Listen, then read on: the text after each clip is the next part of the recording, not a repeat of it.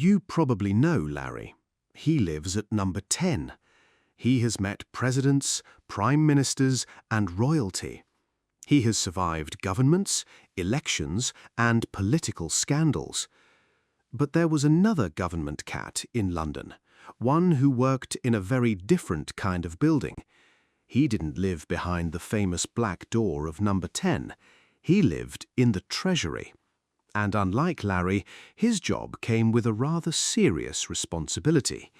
He was supposed to protect Britain's money. Well, perhaps not exactly. His actual job was protecting it from mice.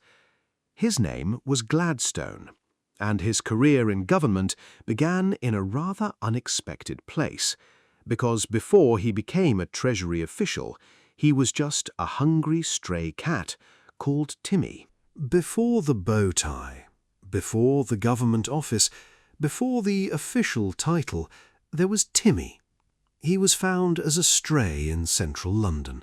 He was hungry, he didn't have a microchip, and he had no idea that his life was about to become considerably more comfortable.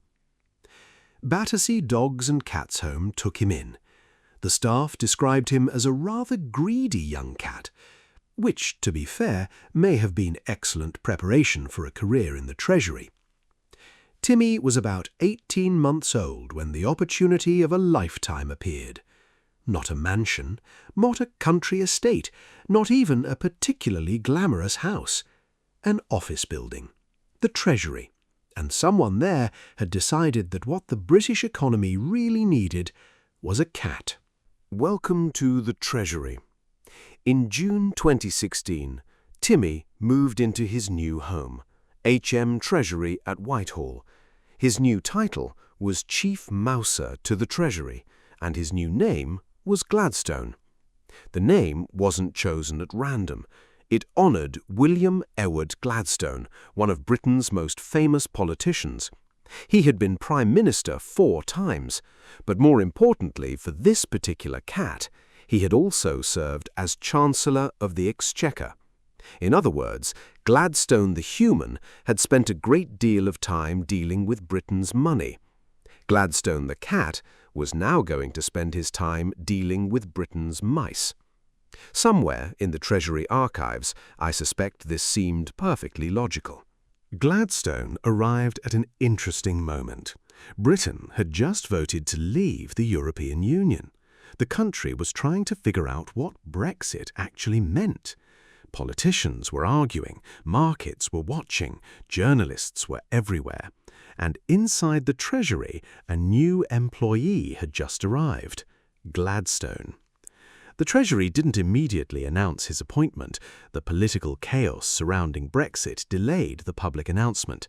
But Gladstone apparently didn't need a press conference. He had work to do. According to reports, within roughly 48 hours of arriving at the Treasury, he caught his first mouse. Now that's how you make an impression at a new job. Most people spend their first week learning passwords. Gladstone caught a mouse. The most popular colleague. It didn't take long for Gladstone to become popular. Very popular. Inside the Treasury, he wasn't simply another employee. He became a celebrity. Staff members photographed him, visitors wanted to meet him, and Gladstone even received his own social media presence. He was described as one of the most popular colleagues in the department, which is not particularly surprising. Imagine working in the Treasury. Budgets, taxes, spending reviews, economic forecasts, meetings, more meetings. Then you walk down the corridor and there's a black cat sitting there. Suddenly, your day is better. Gladstone also had a rather stylish appearance.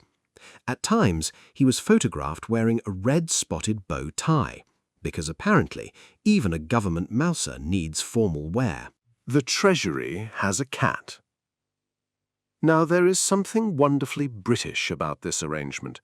The Treasury is one of the most powerful institutions in the country. It deals with billions of pounds. It decides how government money is collected and spent.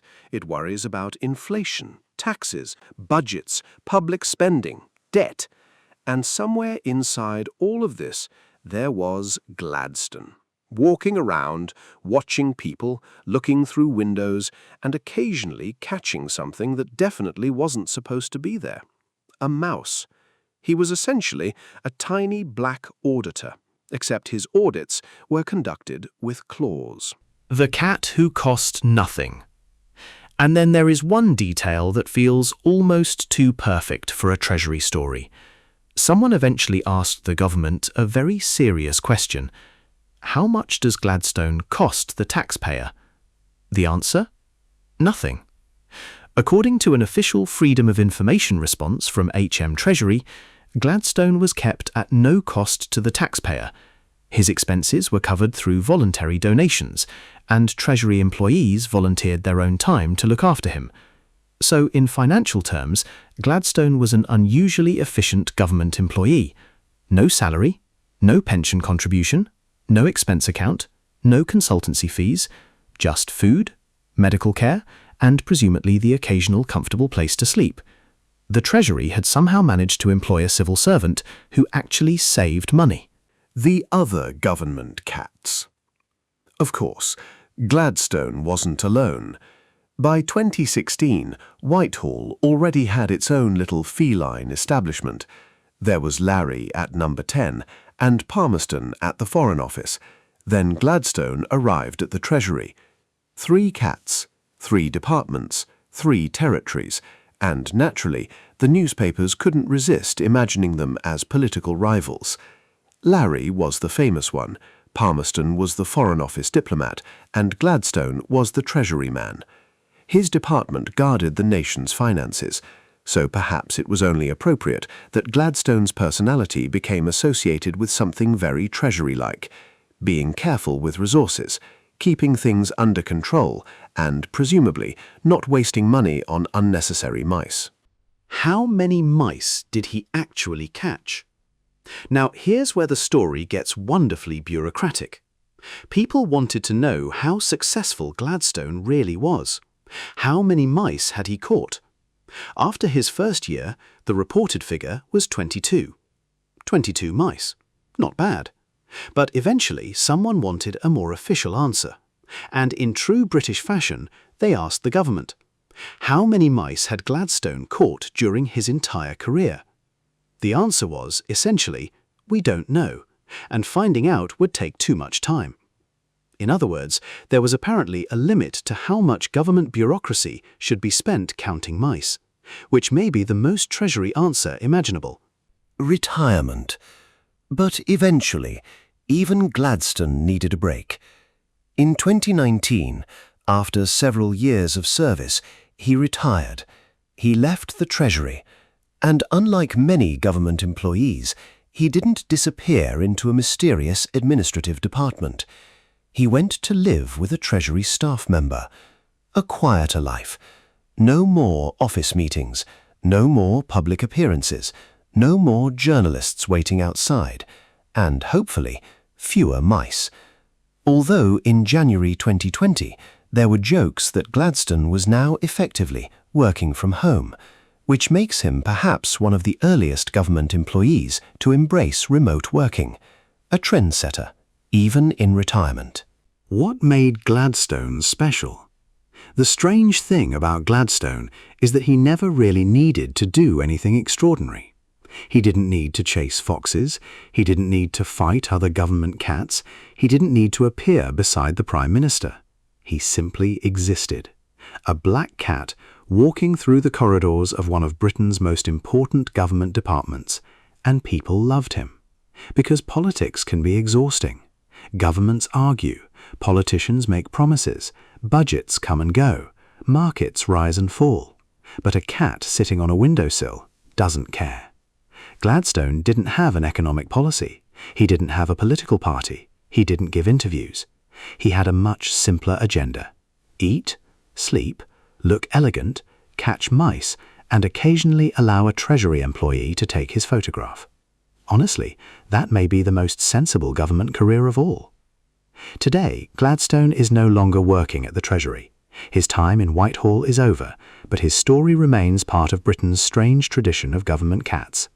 Larry became the famous face of number 10, Palmerston became the Foreign Office diplomat, and Gladstone became the black cat of the Treasury, a stray called Timmy who somehow ended up with an official government title.